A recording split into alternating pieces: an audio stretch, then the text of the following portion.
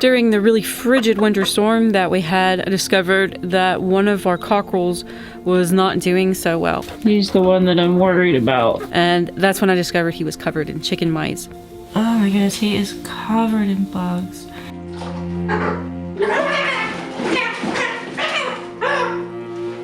That's what we're trying to avoid. He was grossly underweight. You get in this towel. He was doing so poorly that I was pretty sure that I was going to lose him that night.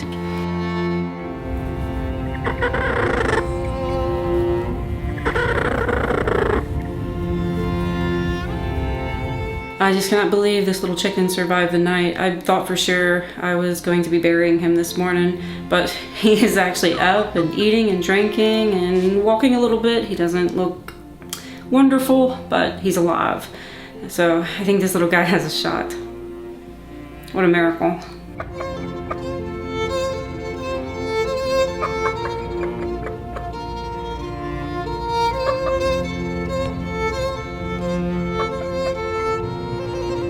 We're going to have temperatures in the 40s and 50s over at least the next several days. So it's going to be a really good time to hopefully try to get that little cockerel back outside and see how he does and go after these chicken mites.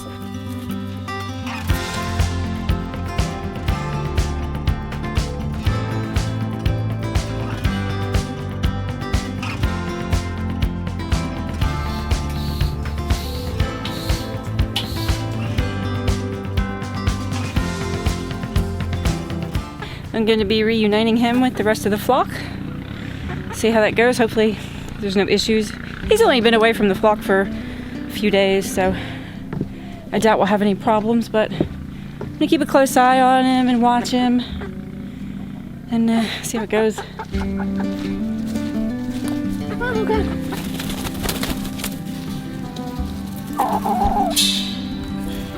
There you go. What do you think?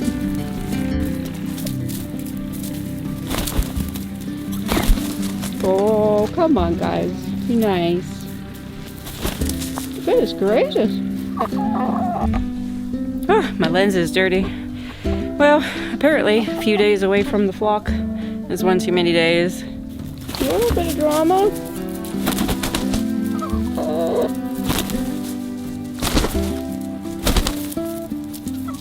I took him out of here. All the chickens were really going at him and he was really stressed out. I didn't feel comfortable leaving him out here like that. So what I'm gonna do is just bring him back inside for the day and then come out and put him on the roost tonight. All right, lesson learned.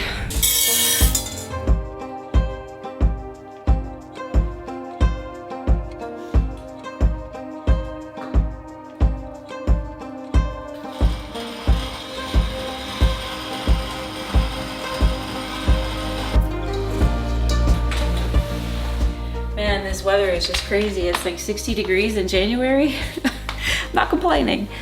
I'm gonna be putting together an apple pie this afternoon. We don't eat a lot of pies and things like that, but every now and then it's nice to have a treat. Some things that you might notice that I do a little bit different today is I make my pie crust with olive oil, and the key to doing that is to put the olive oil in the freezer and let it solidify before using it. And the main reason I do that is just because I don't have to always have butter on hand that way. All of the flour products that we make include the wheat bran. I think I've mentioned that before, and it's definitely a learning curve, and there's certain things that you just really can't make with it, but for the most part just about everything can be modified a little bit to make it work. So let's get started.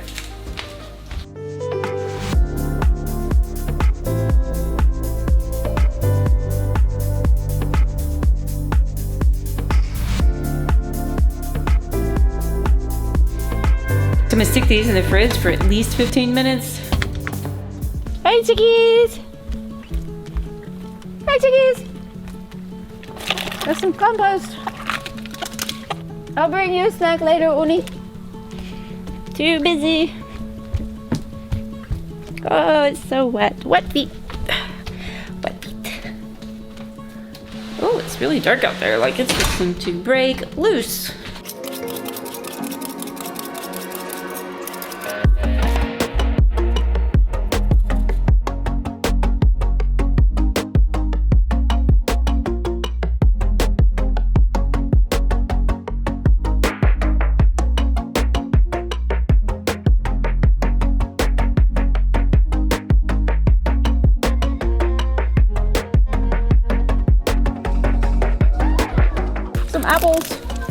Oh, I gotta go, it's raining.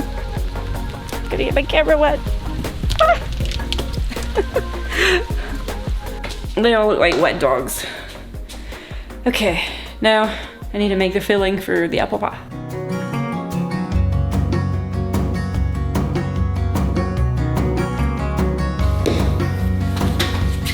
Where's my teaspoon? I lost my teaspoon. Nobody knows where it is.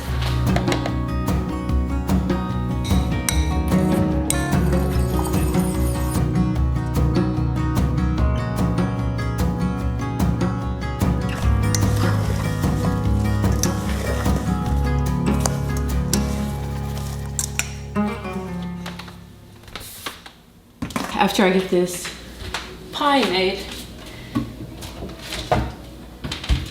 I need to go put that little baby cockerel back in the chicken coop tonight. Get him reintegrated with the flock. I just got a little bit, not too much. I'll work that in. It definitely takes a lot of experimenting to learn to work with the whole wheat berry. Because even recipes that call for whole wheat flour aren't really designed to use the whole wheat berry. I just put some in here. I find this, doing it like this works really well when you're working with the whole wheat berry. This is kind of like more like what I would call like a rustic crust. It doesn't hold together real well like, you know, modern crusts do that are heavily sifted and processed. I would say this is probably more similar to something that they might would have had like in the, you know, 1700s. Especially on very small homesteads or farms. A lot of the wheat products and stuff like that that they ate were very different from what we eat today.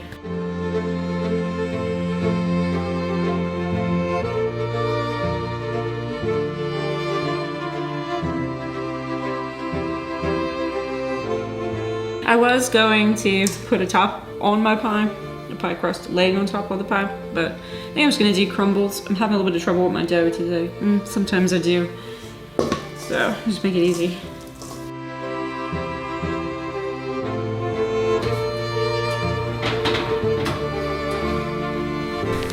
It's raining.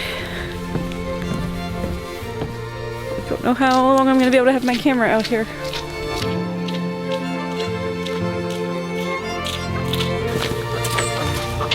Back with the other chickens. There you go. Hi, Oni.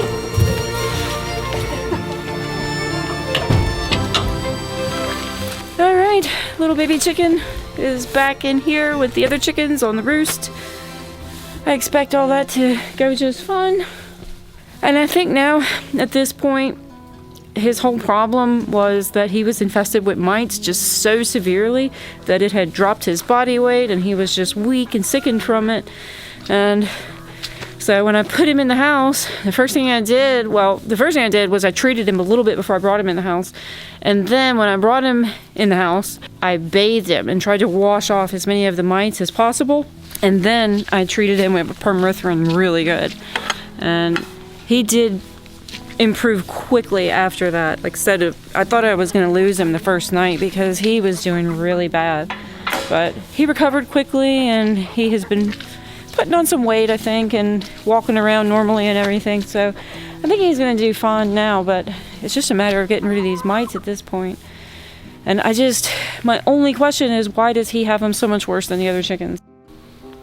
Why won't you go to bed, chicken? Why do you make me put you to bed every night? Where's the other one? Over here.